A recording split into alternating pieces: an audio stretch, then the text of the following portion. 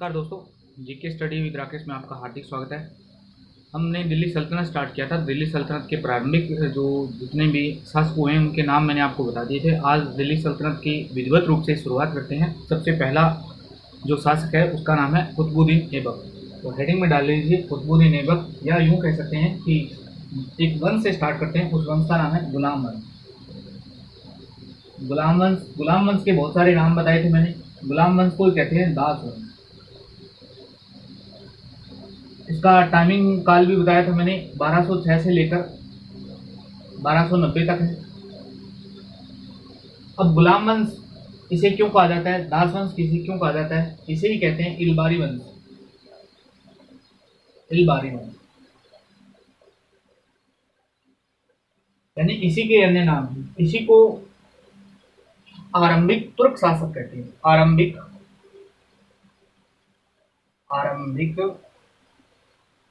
तुर्क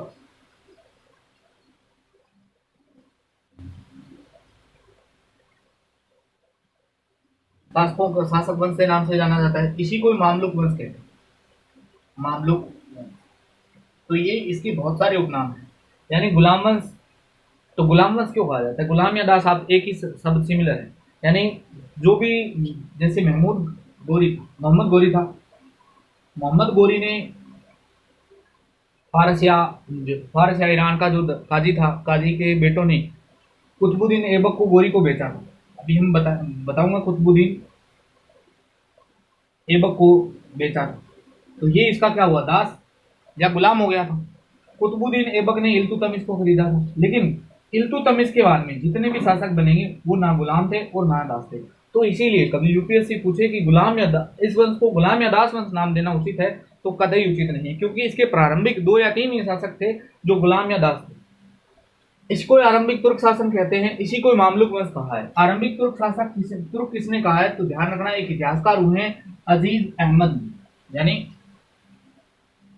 ये किसने कहा है, तो इतिहासकार है अजीज अहमद, इन्होंने कहा है। जबकि मामलुक वंश कहा है मोहम्मद प्रोफेसर हबीबुल्लाह साहब। हबीबुल्लाह साहब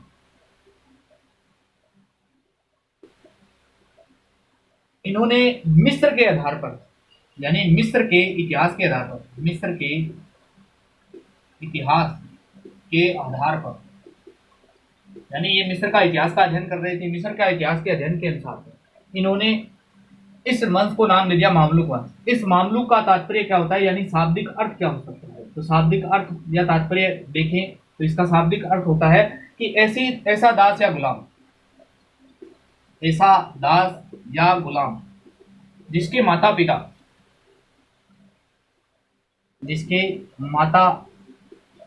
या पिता स्वतंत्र हो,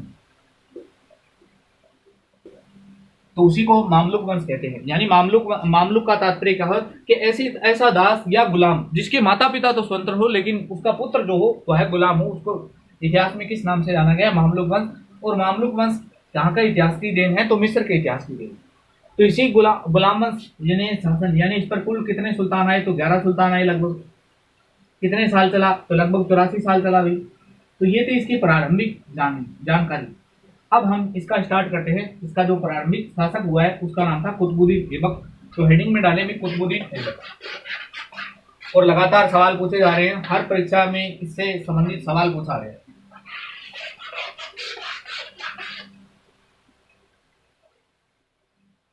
तो कुतुबुद्दीन ऐबक,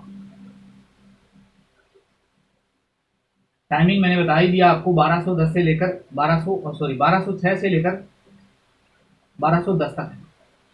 कुतुबुद्दीन ऐबक के बारे में जानें। तो एक फारस को यूं कह लो ईरान के काजी, फारस या ईरान के काजी था जिनका नाम था फखरुद्दीन अब्दुल अजीज कोकी। फखरुद्दीन अब्दुल अजीज कोकी, इन्होंने इसको खरीदा था के द्वारा, इसको दास के रूप में खरीदा,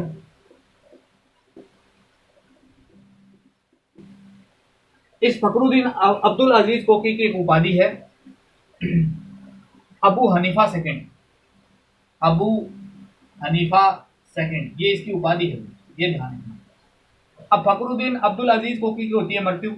जैसे इनकी मृत्यु होती है तो इनके उत्तराधिकारी उनके पुत्र होंगे, और इनके पुत्रों ने इसको गजनी के बाजार में बेच दिया था। और किसको बेचा था, तो मैंने आपको बता दिया था, इसको बेचा मोहम्मद गोरी को। यानी ये मोहम्मद गोरी का दास था। और मोहम्मद गोरी ने कैसे खरीदा, तो ये प्रारंभिक स्टडी है। यानी इसको सबसे पहले किसने खरीदा, तो फारस या ईरान के काजी फखरुद्दीन अब्दुल अजीज कोकी ने इसको खरीदा था। इनकी मृत्यु के बाद में इनके पुत्रों ने इसे गजनी के व्यापार यानी गजनी के बाजार में बेच दिया था। और गजनी के बाजार में इसे किसने खरीद लिया था, तो मोहम्मद गोरी ने खरीदा। कुतुबुद्दीन ऐबक एक कुतुबी तुर्क था। यानी आपसे पूछे कि इसका संबंध क्या है, तो इसका संबंध कुतुबी तुर्क से है। कुतुबी तुर्क कुतुबी तुर्क की या तो पुरुष या महिला, इतिहास में या मैं यूं कहूं भौगोलिक विशेषताओं में इनकी एक विशेषता है कुतुबी तुर्क। यानी यहाँ के जो मानव है वो सुंदरता के लिए जाने जाते हैं, सुंदरता के लिए प्रसिद्ध। यानी जो कुतुबी तुर्क होगा वह सुंदर बहुत होगा देखने में, क्योंकि यहाँ की भौगोलिक विशेषता इतनी अच्छी है। अब आपसे पूछ ले कि ऐबक का तात्पर्य क्या है, तो ऐबक का तात्पर्य, ये खूब एग्जाम में पूछा जाता है, भी स्टार लगाना। ऐबक का तात्पर्य होता है चंद्रमा का स्वामी, चंद्रमा का स्वामी। या तो चंद्रमा का स्वामी कह सकते हैं, या आप यूं कह सकते हैं कि चंद्रमा का देवता। गोरी ने इसे अमीर ए अखनूर पद पर सचिव नियुक्त किया था। अमीर ए आखूर पद पर नियुक्त, यानी गोरी ने इसे अमीर ए आखूर का मतलब होता है अश्वशाला का प्रधान के पद पर नियुक्त किया था। यह 1192 से लेकर 1206 तक गोरी का दास रहा था। यानी गोरी के दास के रूप में इसने उत्तर भारत का प्रतिनिधित्व किया था। गोरी के दास के रूप में उत्तर भारत का प्रतिनिधित्व किया था। तो ये मैं आपको पिछले वाले लेक्चर में बता चुका हूं, इसने कौन कौन सा क्षेत्र जीता था। यानी इसका उत्कर्ष से पहले इसने बहुत सारे क्षेत्रों पर विजय हासिल की थी, और इस समय जो विजय हासिल हुई थी ये मैं पूरा आपको बता चुका हूं। अब सवाल पूछे जाते हैं कुतुबुद्दीन ऐबक की उपाधियों पर, तो ये आप ध्यान रखना। यानी फारस के या ईरान के फखरुद्दीन अब्दुल अजीज कोकी ने इसको खरीदा था। बाद में इसके मृत्यु के बाद में इसके पुत्रों ने इसे गजनी के बाजार में गोरी को बेचा। यह कुतुबी तुर्क है। कुतुबी तुर्क जो भी होते हैं, यानी कुतुबी तुर्क की जो महिलाएं हैं, पुरुष है, वह अपनी सुंदरता के लिए जाने जाते हैं। ऐबक का तात्पर्य क्या होता है, तो चंद्रमा का स्वामी होता है या देवता होता है। गोरी ने इसे प्रारंभिक तौर पर अमीर ए आखूर पद पर नियुक्त किया था। अमीर ए आखूर पद का मतलब होता है अश्वशाला का प्रधान। यह 1192 से 1206 तक गोरी के दास के रूप में उत्तर भारत का प्रतिनिधित्व करता है। अब गोरी की मृत्यु हो जाती है। गोरी की मृत्यु के बाद में यह शासक बनेगा। तो सबसे पहले जैसे ही यानी गोरी की मृत्यु होती है तो यह शासक बनता है।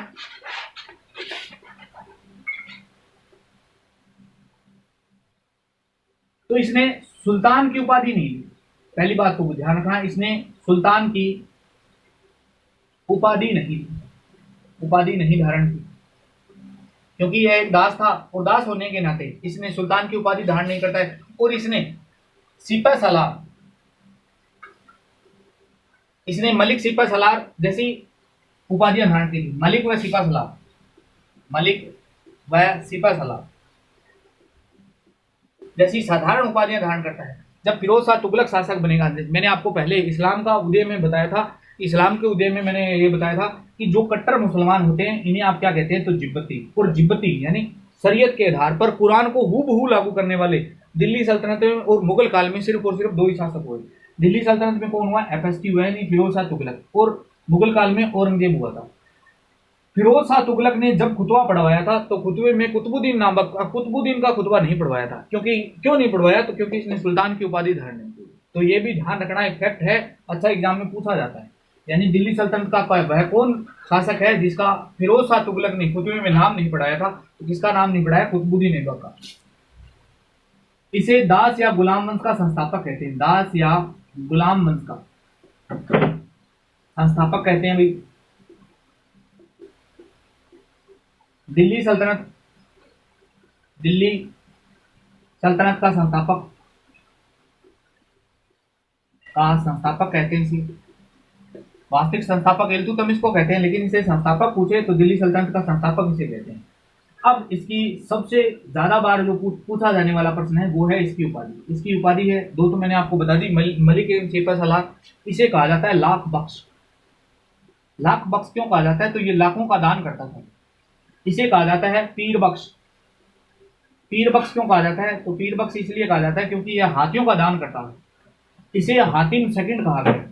इतिहास में इसे उपाधि है हातिम सेकंड। हातिम सेकंड क्यों कहा गया? तो इसकी दयालुता के कारण इसे हातिम सेकंड कहा गया। इसे कहा गया कुरान खां,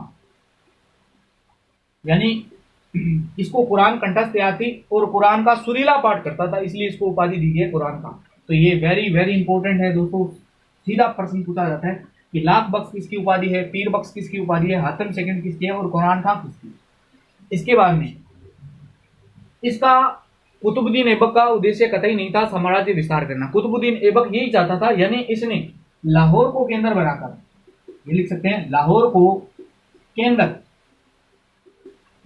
या राजधानी बनाकर शासन किया था। यानी इसने दिल्ली राजधानी ट्रांसफर ही नहीं की थी, इसलिए इसे दिल्ली सल्तनत का सिर्फ संस्थापक कहते हैं। वास्तविक संस्थापक इसे कहेंगे इल्तुतमिश को, क्योंकि दिल्ली राजधानी ट्रांसफर होगी, इल्तुतमिश करेगा।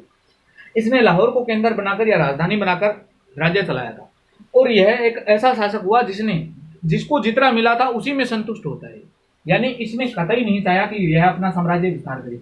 यह एक ऐसा शासक हुआ यह कहता था कि जितना मुझे मिला है मैं उसको सुरक्षित रख पाऊं उतना ही मेरे लिए अच्छा है। तो कुतुबुद्दीन ऐबक के बारे में कभी कोई पूछे कि ऐसा कोई शासक का नाम बताएं जो अपने साम्राज्य का विस्तार नहीं किया, तो साम्राज्य का विस्तार इसी ने नहीं किया।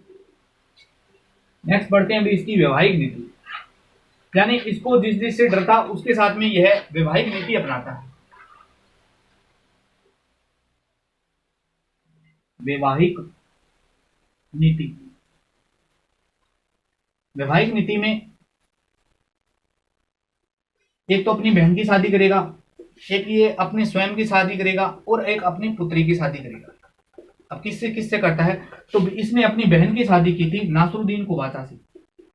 नासिरुद्दीन कुबाचा, अब ये सिंध क्षेत्र का शासक था, यानी सिंध क्षेत्र में था।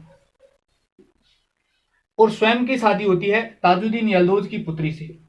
ताजुद्दीन यल्दौज की पुत्री से। और ये कहां का शासक था? तो ये था भाई गजनी का। और इसने अपने ही पुत्री की शादी की थी इल्तुतमिश से। इल्तुतमिश इस समय बदायूं में था और बदायूं का सूबेदार था, यानी बदायूं से शासन या सत्ता का संचालन कर रहा था।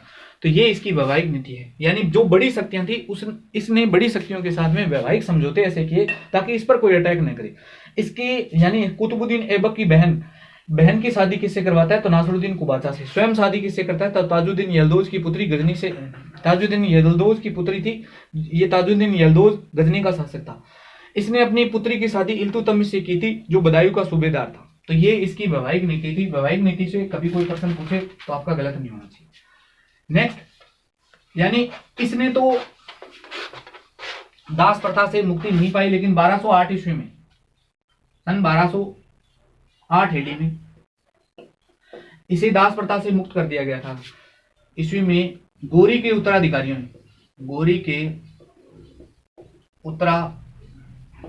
ने इसे,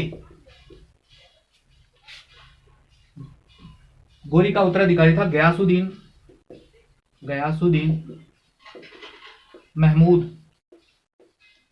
इसने इसे दास प्रथा से मुक्त कर दिया था। गयासुद्दीन इसे दासता से मुक्त करता है, यानी एक सुल्तान बनने की जो शक्तियां होती है, सुल्तान बनने का, यानी खुतवा पढ़ाने का अधिकार था, सिक्के चलाने के अधिकार थे, ये इसको दे दिया जाता है। दास प्रथा से मुक्त करता है, दासता से मुक्त किया, लेकिन इसने सुल्तान की उपाधि नहीं की। नेक्स्ट, इसके सबसे बड़ी घटना होती है कि ताजुद्दीन यल्दौज, यानी जो अभी मैंने बताया था जो गजनी का सुल्तान था यल्दौज, इस पर अटैक होता है ख्वारिज्म का, यानी ये गजनी का सुल्तान। अब जैसे ही ताजुद्दीन यल्दौज का ख्वारिज्म के साथ अटैक करते हैं तो ये गजनी छोड़कर भाग कहां आता है? मुल्तान भाग गया था। ख्वारिज्म का अटैक होता है। अब इधर कुतुबुद्दीन ऐबक क्या करता है, इसको पहले मुल्तान में हराता है, फिर सिंध क्षेत्र पर कब्जा कर ले, यानी गजनी क्षेत्र पर कब्जा कर लेता है। और उल्लेख ये मिलता है कि इसने कुल 40 दिनों तक गजनी की गद्दी पर राज किया था, लेकिन वहां की जनता इससे असंतोष प्रकट करती है। वहां की जनता ने इसे सुल्तान नहीं स्वीकारा था, इसलिए इसको ये बात पता चल गई थी, इसलिए ये स्वयं वापस लौट कर आ गया था और वापस ताजुद्दीन यलदौज उसी गद्दी पर बैठता है। तो एक प्रश्न ये भी बनता है कि ताजुद्दीन यलदौज यानी ख्वारिज्म के साथ अटैक होता है, तब ये भागता है मुल्तान, गजनी छोड़कर मुल्तान भागा था, जहां ऐबक ने इसको हराया था, पुनः गजनी पर कब्जा कर लिया था, यानी गजनी का भी कई दिनों तक यह शासक रहा था। और कितने दिनों तक रहा था, तो 40 दिनों तक। तो ये था इसका पॉलिटिकल। अब बात करते हैं इसने संरक्षण किसको उसको प्रदान किया।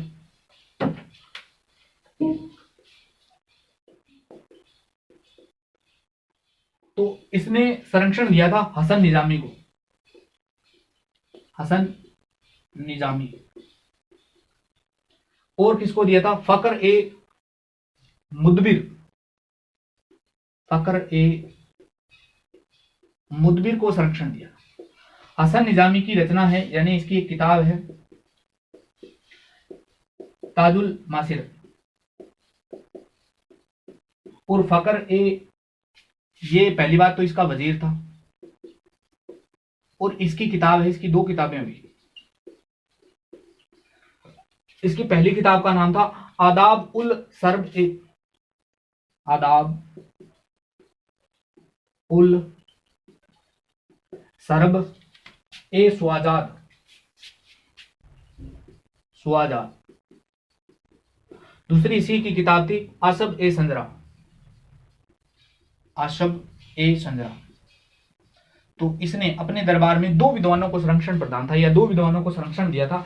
कौन कौन से को दिया था, तो पहली बात तो यानी हसन निजामी को दिया था। हसन निजामी की किताब का नाम क्या है, तो ताजु मालसिर है। और दूसरा है फकर ए मुदबिर, यह इसका वजीर था, और इसने 2 किताबें लिखी है, अदाबुल सरब सुजुआत और अशब ए संजरी, ये 2 किताबें लिखता है। अब बात करते हैं इसकी स्थापत्य में क्या योगदान था।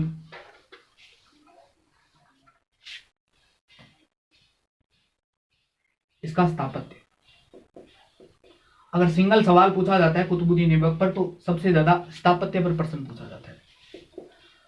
एक आपने नाम सुना होगा अजमेर, यानी इसने 2 चीजें बनवाता है। एक तो अजमेर में बनवाई थी, अजमेर कहां पड़ता है, तो भी राजस्थान। अब राजस्थान की वैकेंसी है, ऐसा ही बड़ा ध्यान रखना, प्रश्न खूब पूछा जाता है भी। एक इसने दिल्ली में काम करवाता है, तो पहले अजमेर में पढ़ लेते हैं। अजमेर में, यानी अजमेर में किस वंश ने शासन किया था, तो आप सभी जानते हैं चौहानों ने शासन किया था। चौहानों का एक प्रतापी शासक हुआ था जिसका नाम था बिशल देव रासो या विग्रह राज चतुर्थ। विग्रह राज चतुर्थ ने यहाँ एक संस्कृत विद्यालय की स्थापना करवाई थी, यानी संस्कृत विद्यालय की स्थापना करवाता है। उसी को तोड़वाकर इसने 28 दिन के झोंपड़े का निर्माण करवा दिया था, 28 दिन का झोंपड़ा।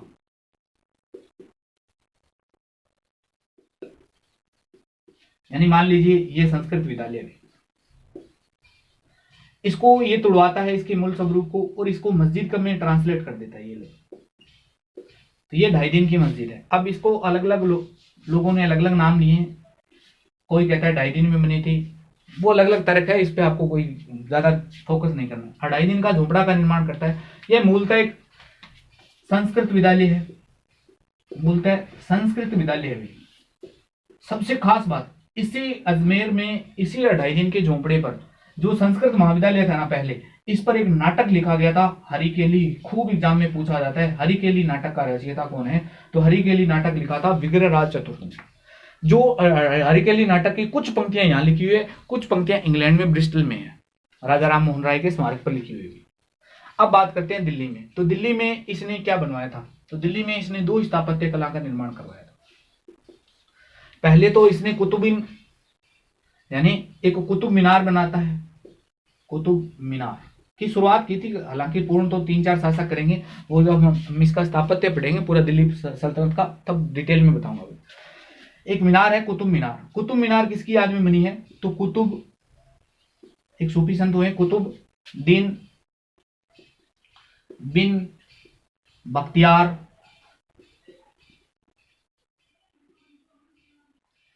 काकी की याद में। यानी दिल्ली में एक मीनार बनी है कि उसका नाम है कुतुब मीनार, और कुतुब मीनार किसकी याद में बनी है? तो कुतुबुद्दीन बिन बख्तियार काकी की तरफ। ये चिश्ती सिलसिला है, यानी एक सूफी चिश्ती सिलसिले के एक सूफी संत हुए थे भी। मोइनुद्दीन चिश्ती का आपने नाम सुना हो, मोइनुद्दीन चिश्ती का ये शिष्य था भी,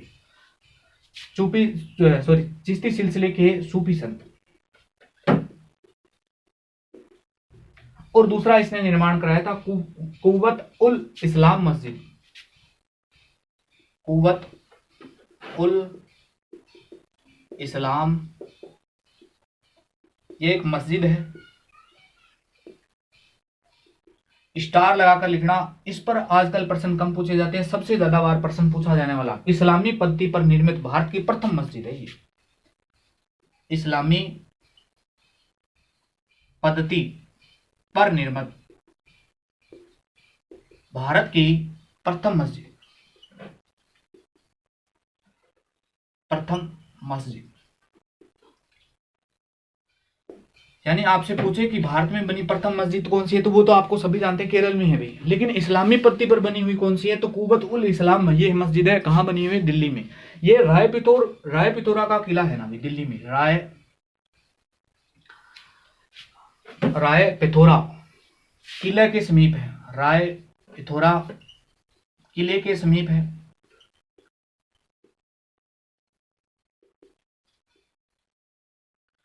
इस राय पिथौरा किले में पूर्व में यहाँ 27 जैन मंदिर थे। पूर्व में 27 जैन मंदिर थे। 27 जैन मंदिरों में एक विष्णु मंदिर भी था भी। इस विष्णु मंदिर में आज वर्तमान में क्या बनवाया गया है? ये मस्जिद है, यानी विष्णु मंदिर है। इसमें 27 मंदिर थे, एक मंदिर ये भी था विष्णु मंदिर। विष्णु मंदिर की जगह आज क्या बनी हुई है? तो मस्जिद बनी है। आपको ये ध्यान नहीं रखना, आपको तो ये ध्यान रखना कि भारत में इस्लामिक पद्धति पर बनी हुई प्रथम मस्जिद कौन सी है? तो कुव्वत उल इस्लाम मस्जिद है। अभी कहाँ बनी हुई है? तो दिल्ली में बनी हुई है। अब 1210 ईस्वी में एडी में इसकी यानी चौगान खेलते हुए मृत्यु हो जाती है। यानी इसकी मृत्यु कब हुई? तो 1210 ईस्वी में। तो एक छोटा सा शासक है, बता देता हूं 1 मिनट में। कुतुबुद्दीन ऐबक की जैसे ही मृत्यु होती है तो इसका बेटा था आराम शाह, कुछ समय के लिए शासक बनता है।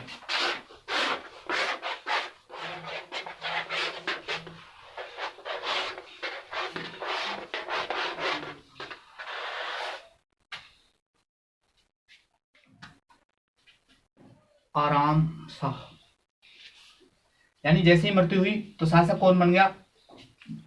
तो आराम शाह। आराम शाह को लाहौर के सरदारों का संरक्षण था। लाहौर के सरदारों का संरक्षण, लेकिन इसका एक प्रतिद्वंदी था। और मैंने आपको बताया था इल्तुतमिश का कुतुबुद्दीन ऐबक का दामाद था। कौन था? इल्तुतमिश। इसको दिल्ली के सरदारों का समर्थन था। और इन दोनों के बीच में एक युद्ध होता है, जिसे युद्ध का नाम है जड़ कहते हैं, जूद कहते हैं। जड़, जूद या जद का युद्ध होता है इनके मध्य। अब जैसे ही युद्ध होता है तो आराम शाह परास्त होता है और इल्तुतमिश शासक बन जाता है। अब हम पढ़ेंगे नेक्स्ट वीडियो लेक्चर में इल्तुतमिश। तब तक के लिए धन्यवाद। मिलते हैं दोस्तों नेक्स्ट वीडियो में।